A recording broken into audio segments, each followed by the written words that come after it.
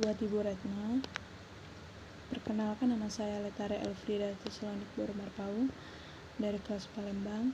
Di sini saya akan menjawab pertanyaan yang telah Ibu berikan dengan mata kuliah perkembangan peserta didik. Yang pertama, jelaskanlah pentingnya mempelajari pertumbuhan dan perkembangan anak bagi seorang guru. Di sini dimana kita atau kami sebagai calon pendidik harus mampu menciptakan sebuah strategi dalam cara belajar kepada peserta didik tersebut, dimana misalnya dengan cara memberikan anak tersebut materi visual seperti gambar, peta, video, dan yang lain-lain. Dan guru juga harus dapat memberikan kesempatan kepada anak tersebut dengan cara mengilustrasikan ide-ide ke dalam sebuah gambar. Yang kedua, jelaskanlah faktor-faktor yang mempengaruhi pertumbuhan dan perkembangan anak. Yang pertama, faktor genetik, yang dimana faktor ini ialah faktor pembawa sifat yang diturunkan dari orang tua yang dapat mempengaruhi sifat kepada anak tersebut, misalnya bentuk pada tubuhnya, warna kulitnya, dan tinggi badannya.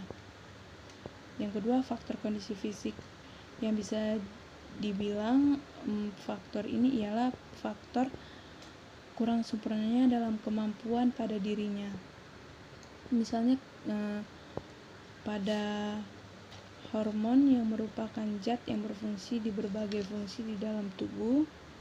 Yang kedua, kecerdasan, yang diartikan sebagai sebuah kemampuan yang lebih yang telah dimiliki oleh peserta didik. Yang ketiga, sikap. Yang keempat, bakat yang merupakan suatu kemampuan potensi yang telah dimiliki oleh individu tersebut. 3. Jelaskanlah hakikat pengalaman belajar anak. Di sini, pengalaman pertama yaitu kita sebagai calon pendidik harus lebih mengerti atau tahu terlebih dahulu bagaimana kemampuan kita berkomunikasi materi terhadap anak dan bagaimana cara kita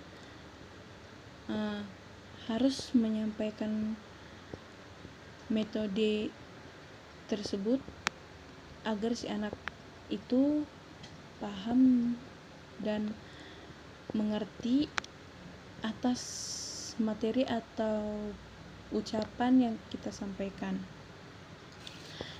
Yang keempat, deskripsikanlah secara singkat kaitan antara pertumbuhan fisik atau jasmani anak dengan perkembangan intelektual anak. Di sini dimana perkembangan fisik pada anak sudah cukup pesat dan cukup tampak dari luar, dimana masa remaja perkembangan fisik ini mereka sangat cepat dibanding masa-masa sebelumnya. Terus postur pada anak pada masa awal itu tampak tinggi dan kurus. Yang kelima, deskripsikanlah kaitan antara perkembangan intelektual dan emosi anak.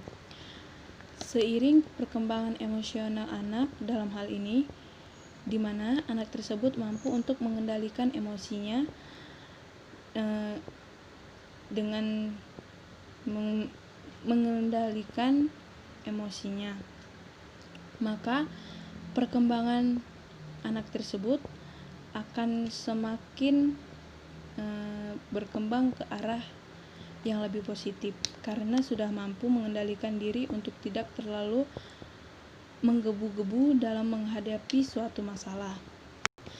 Deskripsikanlah secara singkat kaitan antara perkembangan bahasa dan kemampuan berbicara anak.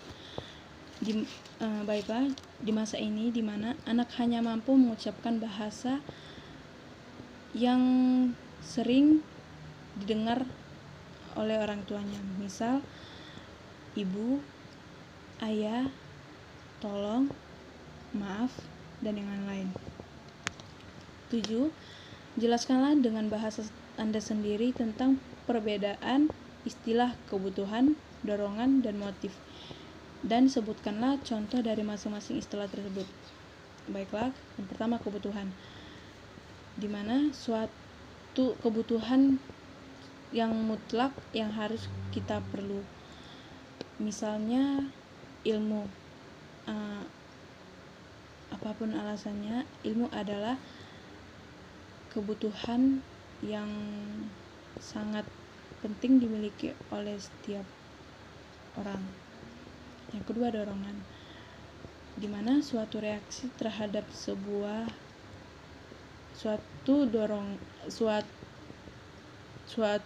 reaksi terhadap suatu tujuan. Misalnya anak ikut dalam perlombaan dan dimana dia disemangati oleh orang tuanya agar bisa menang dalam perlombaan yang dilakukannya. Yang kedua motif, sebuah dorongan dalam diri manusia yang timbul dikarenakan adanya kebutuhan-kebutuhan yang diinginkan dan dipenuhi oleh manusia. Contohnya, seorang anak menyayangi orang tuanya. Yang ke-8, bagaimanakah ciri-ciri perkembangan sosial pada masa remaja anak? Yaitu remaja mulai menyampaikan kebebasannya terhadap hak untuk mengemukakan pendapatnya sendiri. Yang kedua, remaja lebih mudah dipengaruhi oleh teman dan lingkungan sekitarnya. Yang ketiga, remaja sering menjadi terlalu percaya diri terhadap dirinya sendiri. Yang keempat, remaja dapat mengalami perubahan fisik yang luar biasa pada pertumbuhannya. Yang kelima, masa remaja menjadi masa di mana mencari identitas asli atau identitasnya sendiri, seperti ia tidak akan puas lagi dengan menjadi sama dengan teman-temannya. Sekianlah jawaban dari saya. Lebih dan kurangnya saya mohon maaf. Selamat sore buat Bu Retno.